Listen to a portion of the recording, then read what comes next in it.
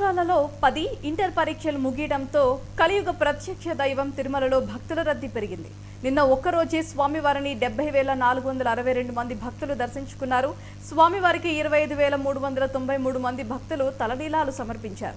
శ్రీవారి హుండీ ఆదాయం 3.01 కోట్లు సమకూరింది. ఉచిత సర్వదర్శనానికి 31 కంపార్ట్మెంట్లలో భక్తులు వేచి ఉన్నారు. ఉచిత సర్వదర్శనానికి 12 గంటల సమయం పడుతోంది. టైం స్లాట్ దర్శనానికి 5 గంటలు, 300 రూపాయల ప్రత్యేక దర్శనానికి 4 గంటల సమయం పడుతోంది.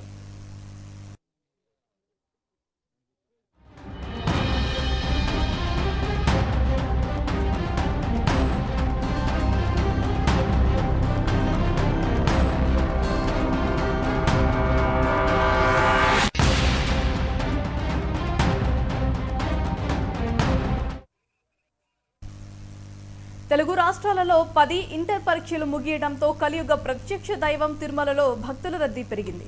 నిన్న ఒక్కరోజే స్వామివారిని 70,462 మంది భక్తులు దర్శించుకున్నారు. స్వామివారికి 25,393 మంది భక్తులు తలనీలాలు సమర్పించారు.